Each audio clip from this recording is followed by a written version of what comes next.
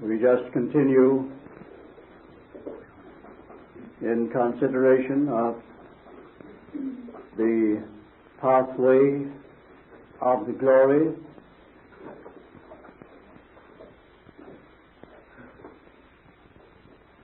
We have traced the glory through the book of the Acts up to a certain point.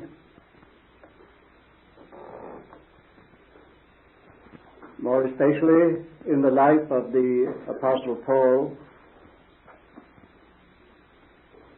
when we come to the end of that book, we find ourselves in the presence of a consummate and inclusive revelation, expression, manifestation of the glory at the end of the earthly course of the Lord's servant Paul. It is impressive to note on the one side what an accumulation of opposing forces is represented in the last chapter of that book. Way back there in Palestine, the imprisonment in Caesarea for 2 years, the tremendous uprising of the whole Jewish regime and hierarchy, and Gentile cooperation, as in the case of the Lord Jesus. Bitter animosity and hatred and scheming to destroy him, leading at last to his being sent to Rome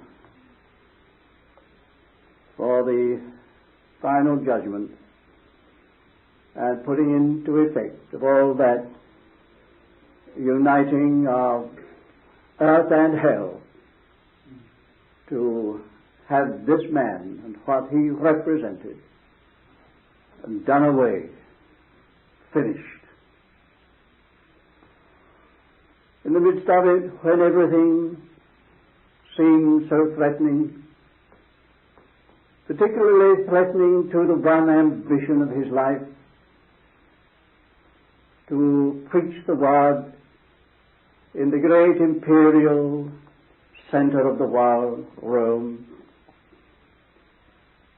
Every circumstance seemed to say, that will not be, that cannot be.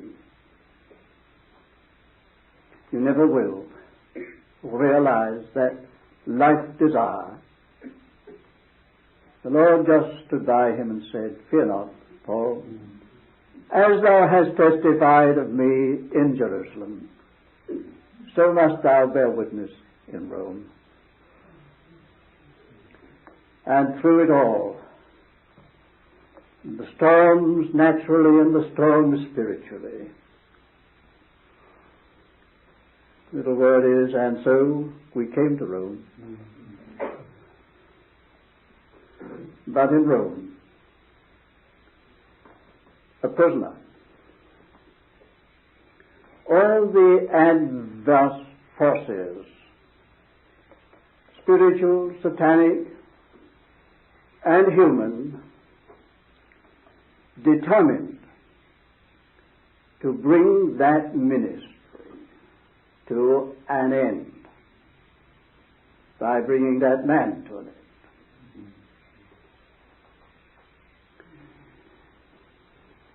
Over a wide area, things moved toward that.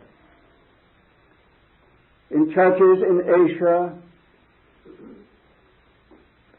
which owed their existence instrumentally to this man, and owed all that they had spiritually to him under the Lord, they turned against him. All they which be in Asia be turned from me. False brethren betrayed him. What an accumulation of things gathered and focused upon that prison in Rome, all saying with their own meaning, limitation, curtailment, shortening of tenure, of influence and life.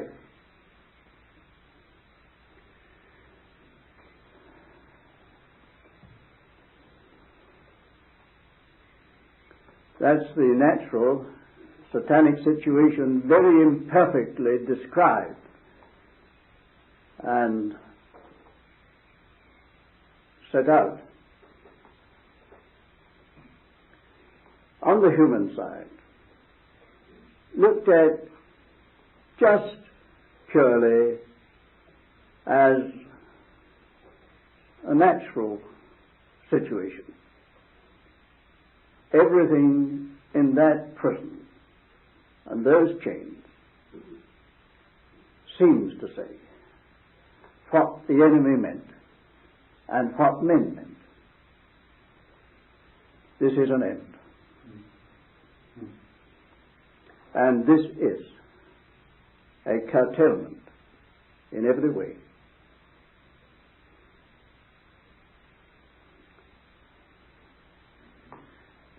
And yet, looked at from heaven's standpoint and from history's standpoint, it is the most glorious chapter of the whole book. They said limitation. Heaven said enlargement.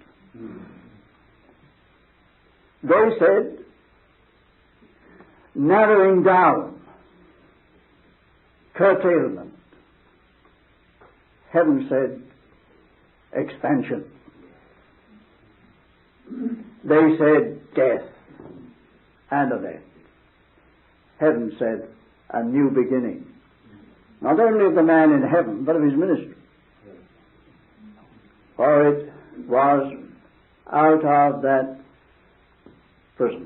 imprisonment, and all that which was set for the ending of that ministry, out of that has come the greatest ministry that he fulfilled.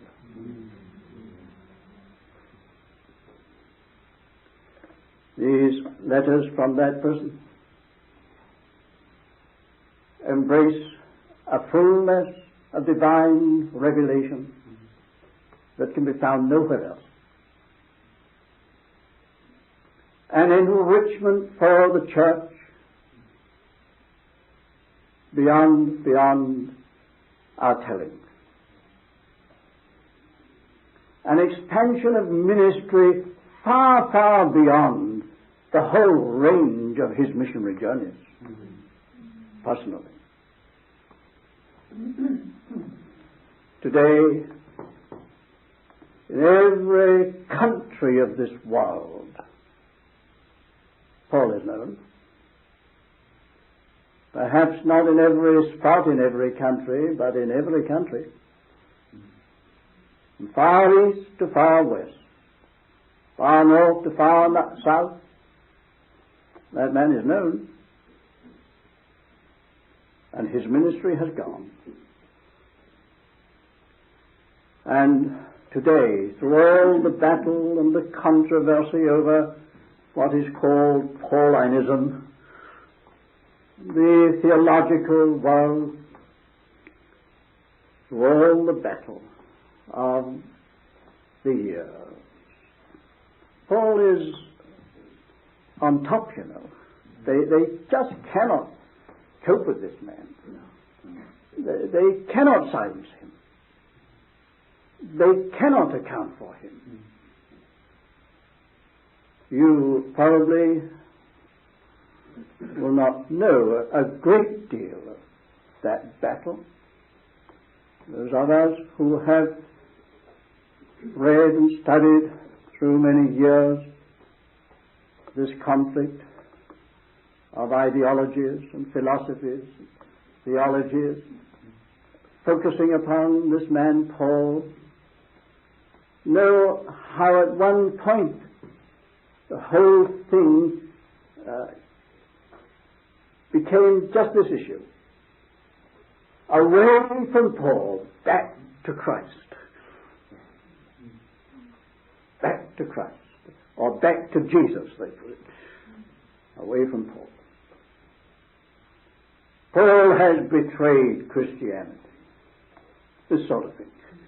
Terrific battle on that ground. But today, the very schools that were represented by that position are saying Paul is the interpreter of Christ, the supreme interpreter of Christ.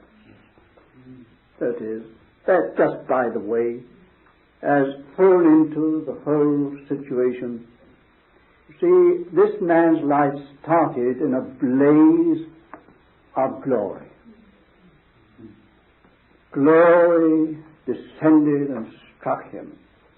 As we said earlier, that glory went right through his life. He never got away from that. Never got away from that. He had seen the glory of the Lord.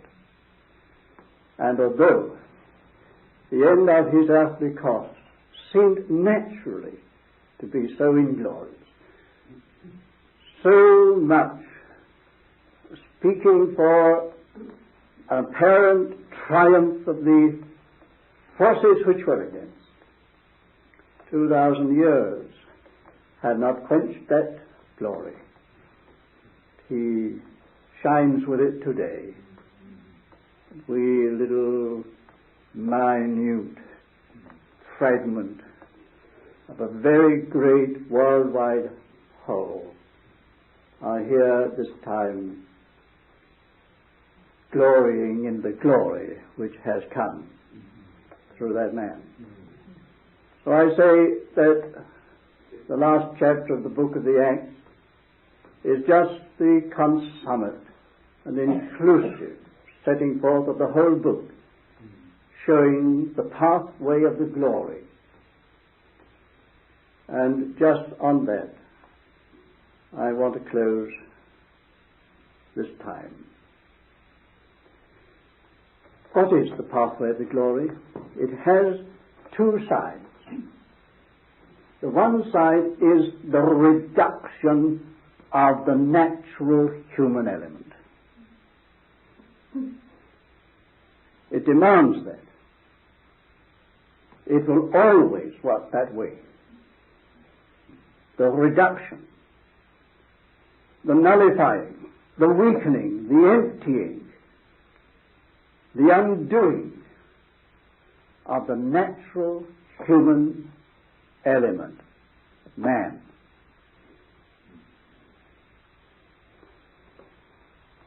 Running alongside of that, the positive increase of Christ. The pathway of the glory is, on the one side, an increasing, ever increasing, setting aside of the natural man, even as a Christian, and in the work of the Lord, bringing more and more to the consciousness that it must be the Lord or there will be nothing at all. Human factor is increasingly of no account. That's the pathway to glory. A very happy thing perhaps to contemplate if you look at it on that side alone, but it is true. Here is this man, naturally and humanly in weakness, naturally and humanly in limitation. As a man in bonds. But there's the other side. The enlargement of what is of the Lord. Mighty, marvelous enlargement of Christ. So that these letters from the prison are unmatched setting forth of the greatness of the Lord Jesus. And you ought to read your first chapter of the letter to the Colossians. See it. Place the Lord Jesus is given.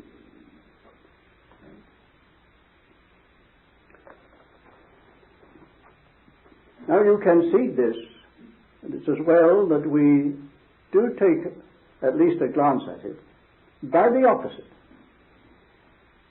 Go right through your Bible, and you will see that whenever man put forth his hand upon divine things, the glory went out.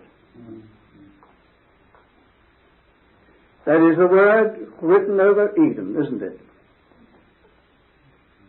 The Lord's precaution, lest he put forth his hand. Lest he put forth his hand. The Lord knew quite well that if he put forth his hand on divine things, that was an end of the glory. And that's exactly what happened. And right through your Old Testament you can see this. Case after case when man pressed in,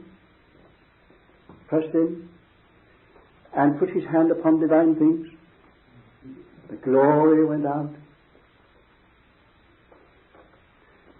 You know how Isaiah says, the day that King Uzziah died, I saw the Lord high and lifted up, train filled, seated upon a throne, and his train filled the temple. But the tragedy of Isaiah, you remember that was the man, and one of the greatest, an idol of Isaiah the prophet himself,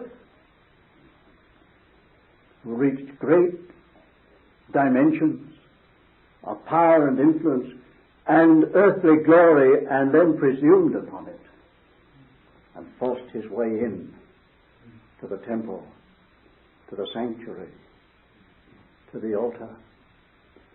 Fear came upon men, and they said, it does not pertain unto you, King Uzziah, to offer incense. But he spurned the warning and was smitten, a leper, and died in shame, with all his own earthly glory gone. He forced himself in to lay his hand upon divine things, and so far as he was concerned, and for that time the glory departed. It was a great reversing of the situation when Isaiah saw the Lord on the throne, no longer Isaiah, the Lord on the throne. Then the glory comes back. When man usurps the place of God, the glory goes up. That's one instance. You remember David with the best of motives. Remember the ark, and the ark is always the ark of the glory. Remember that. Always the ark of the glory. The glory of Israel is focused upon and centered in that ark. David, with the purest and best of motives, thought of bringing the ark to Jerusalem. And mistakenly formed a new cart after the Philistine manner, a new cart, put the ark on it, contrary to the divine word, to bring it up to Jerusalem, and they were apparently having a very good time on the road until they reached the threshing floor, and the oxen stumbled, and Uzzah put forth his hand upon the ark, his hand on the ark. And the Lord smote Uzzah there that he died. The ark was turned aside, and for long, long, weary months, it says the time was long. It was in the house of Obed-Edom, and Israel were weary. The glory had gone, because man had put his hand on divine things. And so we could go on like that. But there it is. When the glory of life, glory of joy, glory of spiritual fullness, glory of divine power departs, comes under shadow or is eclipsed or limited, it is usually because man's hand has touched the testimony. Man's nature has insinuated itself. That is, his judgment, his ideas, his thoughts, his will, his emotions. David's mind got to work. David's emotions got to work. It's a very emotional scene there. Very emotional scene. And David's will got to work. So that his soul, mind, heart and will came out to touch divine things. It was man.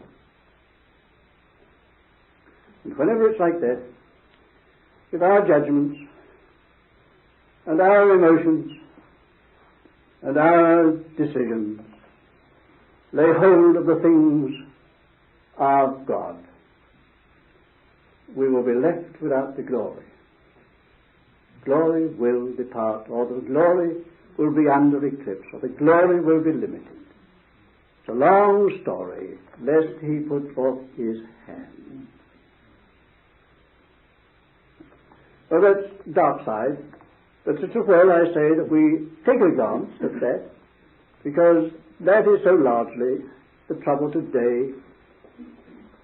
There's an absence of the glory, or a limiting of the glory. Our hearts cry for the glory to return. We are always asking and praying that the glory of the Lord may be manifested, known and felt.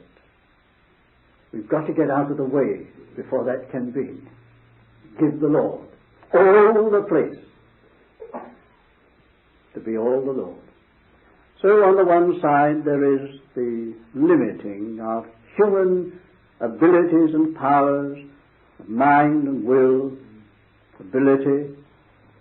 The other side, by that limiting or excluding the coming in of the Lord, the increase of Christ.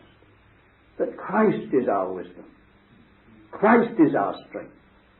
Christ is our will. Christ is all. Dear friends, that is the pathway of the glory. It's painful to the flesh. Very painful. Because this flesh is very strong, stronger than we would believe.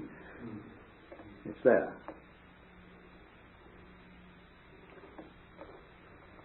But we must finish.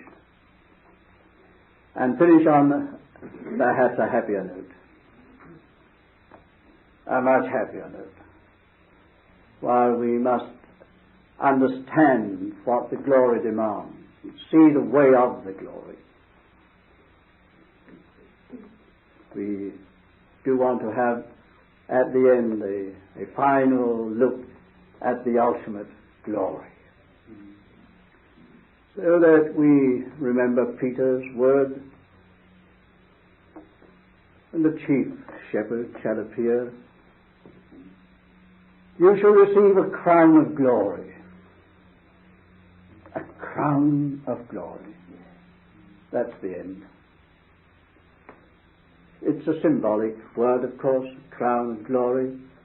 I'm not very ambitious to have a literal crown put on my head, and for the life of me I don't see I'm going to ever have 3 crowns on my head, literally. And there are 3 crowns mentioned in the word. It means being crowned, having your life and your work crowned, capped, if you like, with glory. That's the last picture. The crown of glory.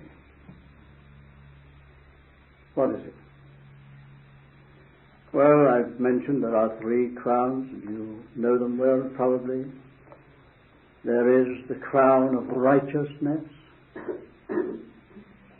We're to receive on certain ground the crown of righteousness, which the Lord, the righteous God, judge will give, Paul says. There is laid up for me a crown of righteousness, which the Lord, the righteous judge, shall give to me, not to me only. What was he meaning? No, at the last part of his life, one of his prison letters was that beautiful letter to his beloved and longed for children in Philippi. And he said, leaving the things which are behind, I press toward the mark, the prize of the on-high calling of God. Brethren, I count not myself to have attained, neither am I already perfect, but this one thing I do. If by any means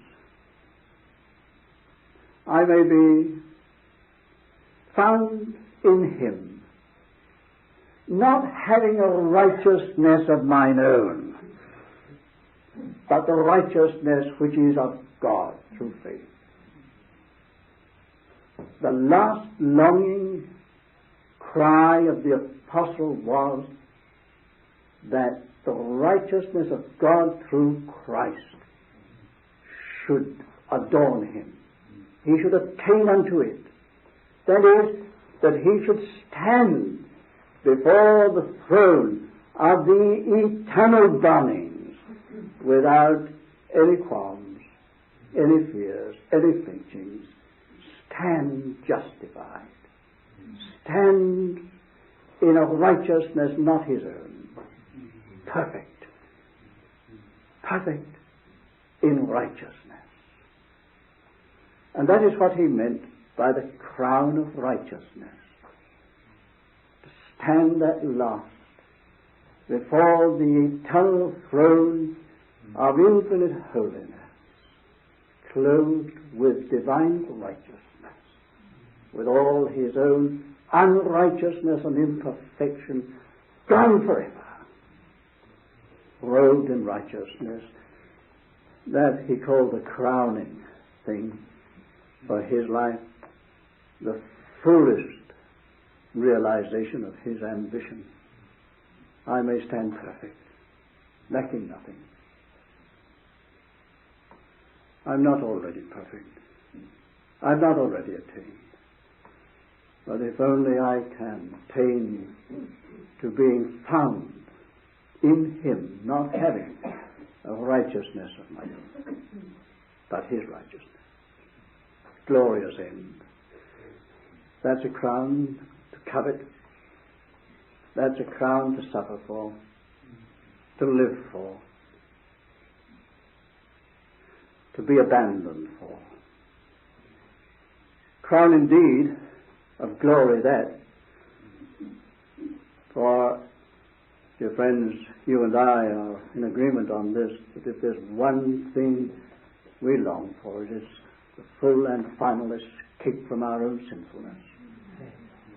This accursed fallen nature, all that it carries with it, the crown of righteousness, and then the crown of life. Be thou faithful unto death, said the Lord, and I will give thee a crown of life.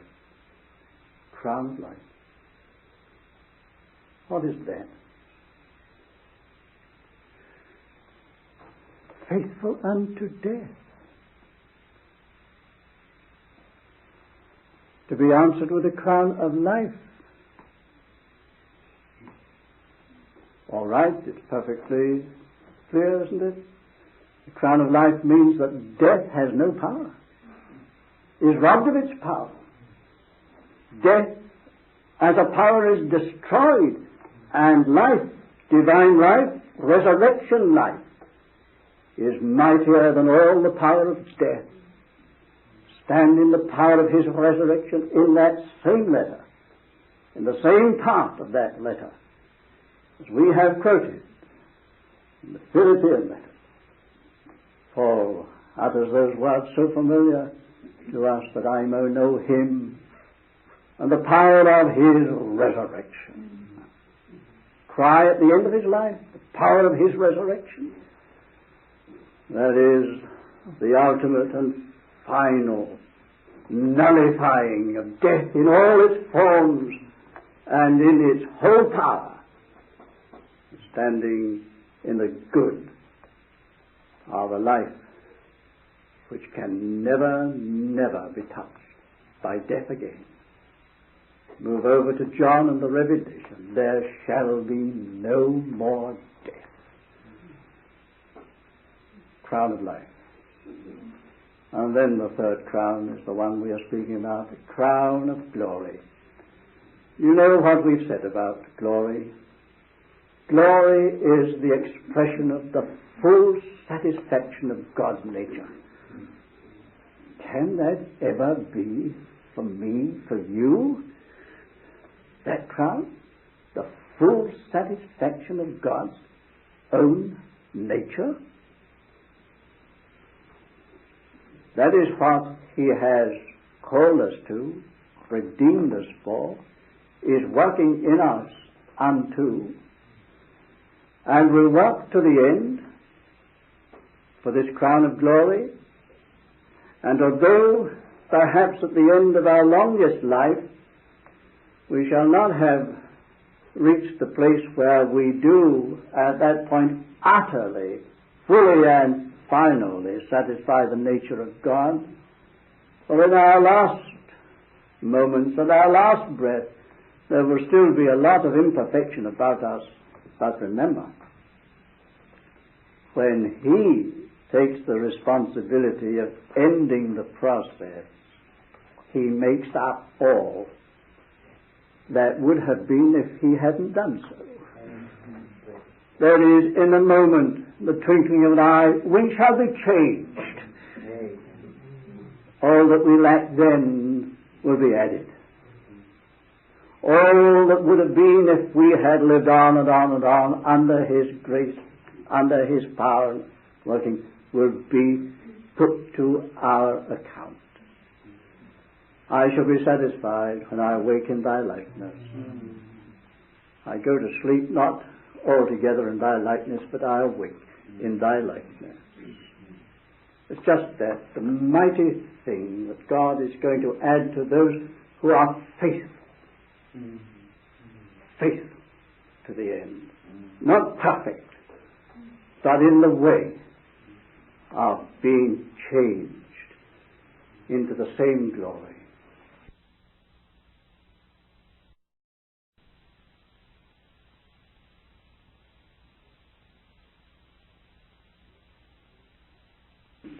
Not perfect, but in the way of being changed into the same glory, from one degree to another, from one image to another. The crown of glory. is God's final approval. God's final approval. Come, ye blessed of my Father. Enter thou into the joy of thy Lord. And believe me, the Lord will never be joyful really over what is not according to his own nature. When he says, "Thy joy of thy Lord," he will have got what his heart had been set upon.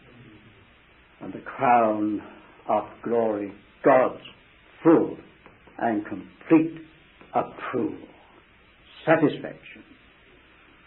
Oh, what a wonderful, almost unbelievable prospect there is along the pathway of glory. Well, I must leave all the rest with you. All the other connections of riches and this very, very imperfect and limited setting forth of the riches of his grace and the riches of his glory. May the Lord just himself follow on and teach all that we cannot teach, that we yet to know about this, but use even this for our help, our encouragement, to go on in the way of the glory unto the everlasting glory.